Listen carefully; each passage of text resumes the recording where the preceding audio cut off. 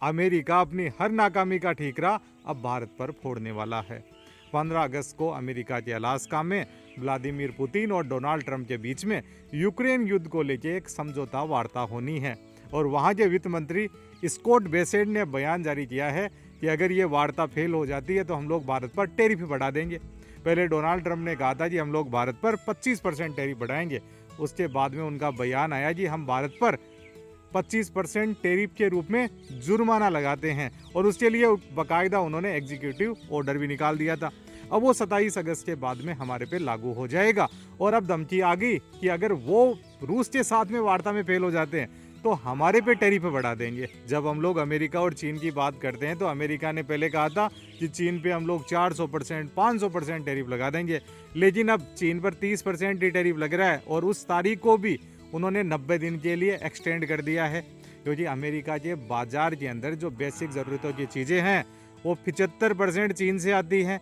Rare earth metal के लिए dependency America की चीन पर है, तो चीन पे तो उनका बस चला नहीं। अब वो भारतीय बाजार को बर्बाद करना चाहते हैं। अमेरिका चाहता है कि जिस प्रकार से पाकिस्तान का उपयोग वह ईरान और अफगानिस्तान के विरुद्ध लेता आया है, वैसा ही वह भारत का उपयोग बाद में चीन के खिलाफ ले लेगा अगर वो भारतीय मार्केट को बर्बाद कर देता है और भारतीय डिपेंडेंसी अमेरिका पे आ जाती है। तो डोनाल्ड ट्रंप भारत से काफ़ी खिंचे हुए हैं। इसका एक मेन कारण ये भी हो सकता है कि जब भारत ने ऑपरेशन सिंदूर चलाया और ऑपरेशन सिंदूर के दौरान नूर खान बेस पर भारतीय ब्रह्मोस मिसाइलें गिरी थी और उन्होंने वहां की न्यूक्लियर फैसिलिटीज को बर्बाद कर दिया था। भारत ने जब वहां पे ब्रह्मोस गिरा दी और उन्हें बर्बाद कर दिया तो डोनाल्ड ट्रंप ने कहा कि भैया ये तो हमारी फैसिलिटीज है, इन्हें बर्बाद मत करो और इस युद्ध को रोको, और बाद के अंदर सीज फायर का क्रेडिट भी खुद ही लेने लगे।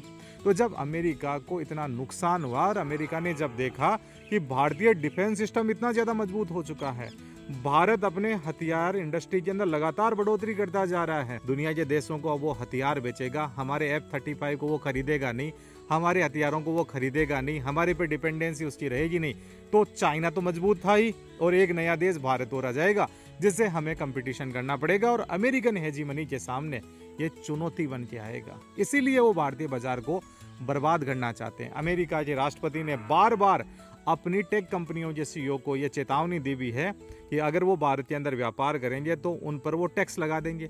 एप्पल के सीईओ टिम कुक को उन्होंने कहा था कि आप वहाँ पे एप्पल मैन्युफैक्चरिंग एप्पल प्लांट मत लगाओ। उसके बावजूद टिम कुक ने कहा कि हम लोग भारत में प्लांट लगाएंगे और अमेरिका के अंदर जो सबसे ज़्यादा आईफोन बिकते हैं वो भी भारत से ही असेंबल होके जाते हैं और भारत से मैन्युफैक्चर होके जो आईफोन स्मार्टफोन अमेरिका में जाते हैं उनकी परसेंटेज 44% है और अमेरिका के अंदर सबसे ज़्यादा भारतीय स्मार्टफोन ही बिकते हैं। तो ये भी अमेरिका के सामने एक बड़ी चिंता है। डोनाल्ड ट्रंप का एक दूसरा कारण ये भी है कि उनका राष्ट्रपति बनने के बाद में जो फेल्योर सामने आया और राष्ट्रपति चुनावों के दौरान उन्होंने बड़े बड़े वादे किए थे। एक तो वादा था कि जैसे ही मैं राष्ट्रपति बनूंगा यूक्रेन और रशिया की लड़ाई रुकवा दूंगा, लेकिन अब 6 महीने से ज़्यादा हो गए लेकिन अभी तक यूक्रेन और रशिया की लड़ाई रुकी नहीं है और ज़्यादा बढ़ती जा रही है। तो उसका बड़ा कारण ये भारत को भी मानते हैं कि भारत रूस से तेल खरीदता है, लेकिन भारत से ज़्यादा तो चीन खरीदता है, तो चीन पे इनका बस चल नहीं रहा।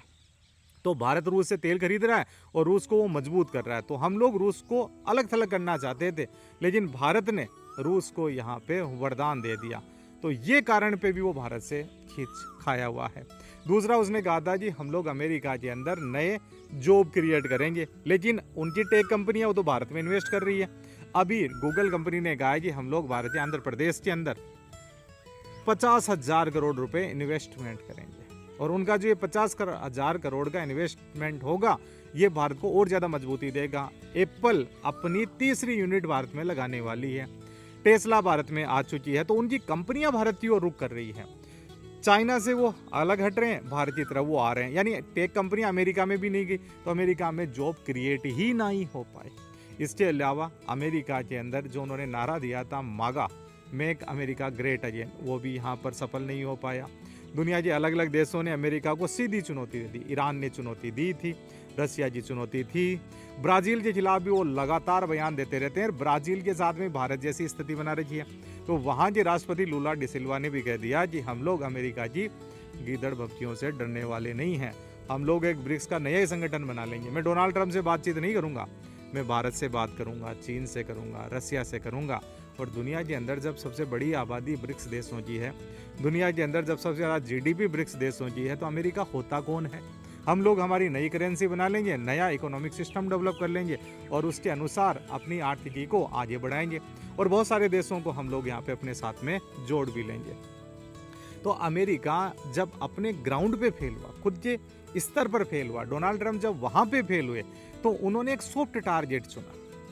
रसिया कभी उनका सॉफ्ट टारगेट था ही नहीं, वो हमेशा हार्ड रहा। चीन अब सॉफ्ट रहा नहीं, तो उनके सामने एक आ गया भारत। अब भारत को कमजोर करने के लिए पाकिस्तान को वो रियायतें देते हैं।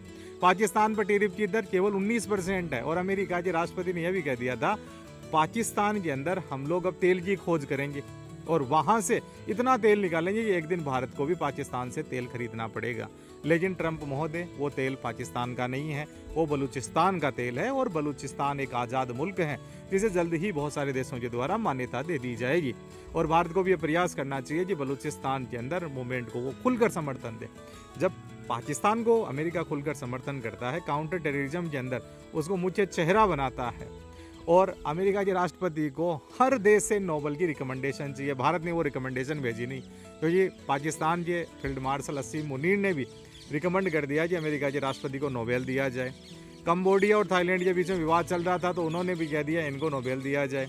अजरबैजान और आर्मेनिया के बीच में विवाद चल रहा था, तो उन दोनों देशों के राष्ट्रपतियों को डोनाल्ड ट्रंप ने व्हाइट हाउस में बुलाया और वहाँ पे उनके साथ में वार्ता करी और वहीं से लिखवा लिया कि मेरी नोबेल प्राइज के लिए रिकमेंडेशन कर दो। तो इस प्रकार का जो बिहेवियर होता है वो अंतर्राष्ट्रीय राजनीति में, जियोपॉलिटिक्स में चलता नहीं है और लगातार भारत को ये सॉफ्ट टारगेट समझकर टारगेट करते आ रहे हैं। ये भी यहाँ पे उचित कदम नहीं है। भारत पे आप जितना ज़्यादा टैरिफ लगाओगे उसका प्रभाव आपके मार्केट पे ही पड़ेगा। बहुत सारी चीज़ें हैं जिन्होंने अमेरिकन बाजार के अंदर दबदबा बना लिया है और अगर वो चीज़ें यहाँ से महंगी होके अमेरिका के बाजार में जाएगी तो आपके यहाँ पे भी महंगाई बढ़ेगी। भारत के लिए भी चुनौती है, भारत अपने नए मार्केट खोजेगा, लेकिन अमेरिका के अंदर जो इन्फ्लेशन बढ़ेगी उसको कैसे कंट्रोल किया जाएगा। अब देखो, एक फ़ायदा ये हो सकता है कि जितना ज़्यादा अमेरिका के राष्ट्रपति के द्वारा दबाव बनाया जाता है भारत पे, तो हमारे सामने 1991 जैसी स्थिति बन चुकी है। तो हम लोग अब नए मार्केट्स खोजने की तरफ आगे जाएं। हमारी जो तकनीक है उसका उपयोग हम भारत के ही विकास के अंदर करें। और जब कोई बड़ा देश आपके सामने चुनौती बनता है तो नई संभावनाएं उभर के आती हैं और वैसा ही हमारे लिए ये पल हैं। अगर ये भारत इसका सदुपयोग कर लेता है तो हमारे लिए बड़ी अपॉर्चुनिटी है और हम लोग इस आपदा को अवसर में बदल सकते हैं।